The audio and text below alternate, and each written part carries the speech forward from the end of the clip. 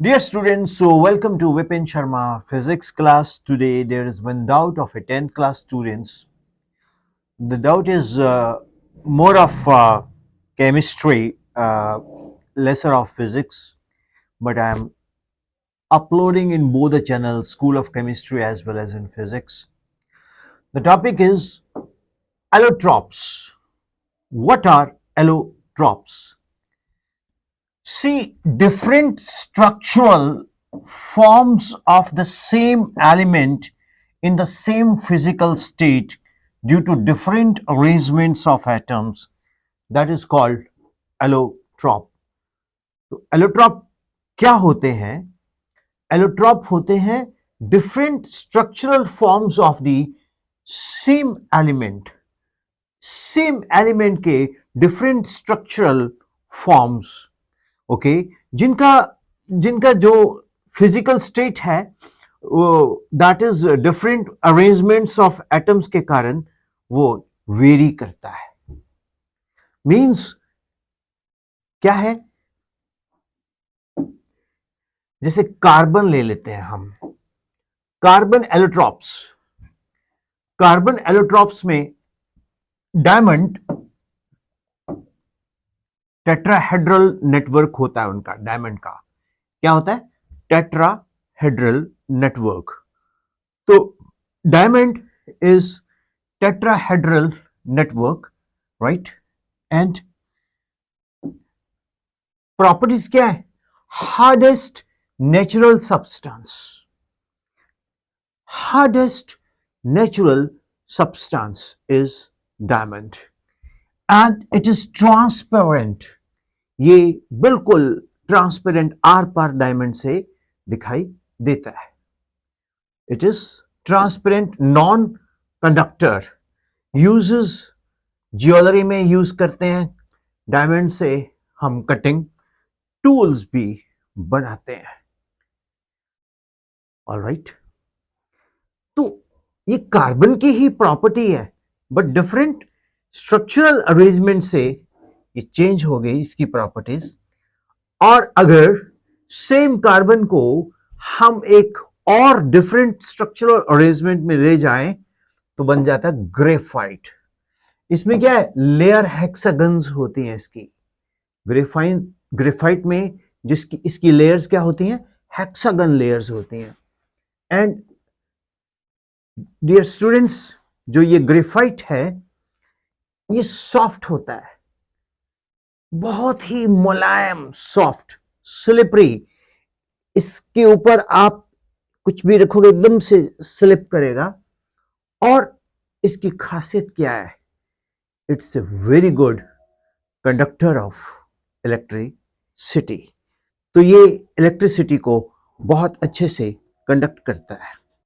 So dear students, जो diamond है ये बहुत ही सॉफ्ट होता है, स्लिपरी होता है और ये इलेक्ट्रिसिटी को अच्छे से कंडक्ट करता है. इसको हम लुब्रिकेंट्स की तरह यूज करते हैं. जैसे पत्थरों वाली चक्कियां होती है ना जो घूमती हैं, तो उनमें स्पार्क आता है, आग ना लगे तो वहां डायमंड नहीं, ग्रेफाइट के पाउडर को स्प्रिंकल किया जाता है. बिकॉज ये लुब्रिकेंट का काम करता है, फ्रिक्शन कम कर देता है, तो उससे फायरिंग नहीं हो, मतलब टेम्परेचर नहीं बढ़ता और उससे वो स्पार्कल नहीं होते, आग नहीं लगती. और ये आपके जो पेंसिल्स हैं उसमें यूज होता है.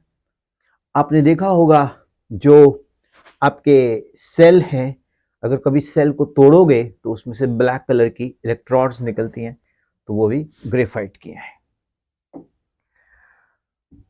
Oxygen allotropes. Dear students, oxygen के जो एलोट्रॉप्स है, जो नॉर्मल ऑक्सीजन है वो कलरलेस है, स्टेबल है, जिससे हम सांस ले रहे हैं, वो नॉर्मल ऑक्सीजन. और दूसरा, अगर अरेंजमेंट चेंज कर दें इसका तो ये बन जाती है ओजोन. एलिमेंट वही है, अरेंजमेंट चेंज. ओजोन ये शार्प स्मेल करती है, बहुत शार्प, और अब्सॉर्ब करती है अल्ट्रावायलेट रेडिएशन. जो यूवी रेडिएशंस हैं उसको ये अब्सॉर्ब करती है. हमारे एटमॉस्फेयर में जो ओजोन लेयर है वो इसी का एक कमाल है, आप समझते हो. एंड स्टेबल नहीं होती ये, ऑक्सीजन स्टेबल होती है, ये होती है अनस्टेबल। इसी तरह से सल्फर, सल्फर के एलोट्रॉप्स हैं rhombic sulphur, most stable at room temperature, और ये येलो क्रिस्टलाइन होती है। क्या होती है? Yellow crystalline. Then students, monoclinic sulphur, allotrope है सल्फर का, तो ये स्टेबल अबव 96 डिग्री सेंटीग्रेड। तो 96 डिग्री सेंटीग्रेड के ऊपर ही ये स्टेबल होगी, अदरवाइज ये स्टेबल नहीं होगी। निडल शाफ्ट शेप्ड क्रिस्टल्स, जो निडल शेप्ड क्रिस्टल्स है वो भी इसकी, जो सल्फर के हम क्रिस्टल्स बनाते हैं ना मोनोक्लिनिक के, तो ये निडल शेप, तीखे तीखे जैसे पिन्स होते हैं, ऐसे ये हमारे पास इसके क्रिस्टल्स बनते हैं। तो नटनशेल में मैं फिर से ये एक्सप्लेन कर देता हूं कि एलोट्रॉप्स क्या होते हैं।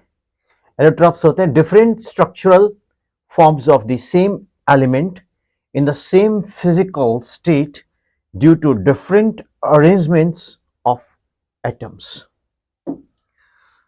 कार्बन एलोट्रॉप्स, जैसे डायमंड जो कि 3D टेट्राहेड्रल नेटवर्क होता है इसका। Properties, diamond hardest natural substance है, ट्रांसपेरेंट है, नॉन कंडक्टर है, इसको हम लोग ज्वेलरी में यूज करते हैं, राइट?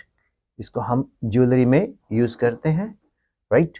और ये कटिंग टूल्स के भी काम आता है। ग्रेफाइट, ग्रेफाइट किस तरह का होता है?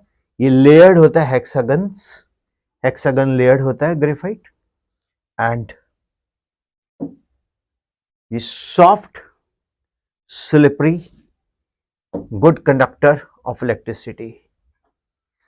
यूज करते हैं इसको लुब्रिकेंट्स की तरह।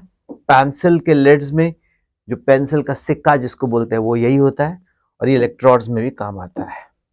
फिर होता है ऑक्सीजन एलोट्रॉप्स, ये है O2 नॉर्मल ऑक्सीजन जो इसको हम सांस लेते हैं, कलरलेस स्टेबल होती है ये।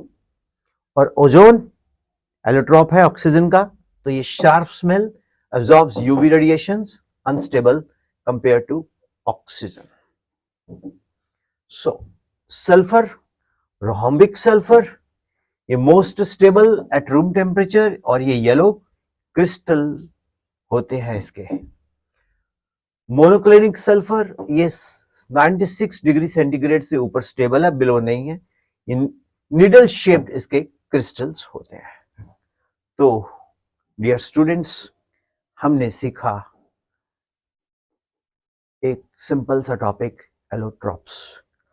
अगर आपके भी कोई डाउट हो तो आप हमें भेजें।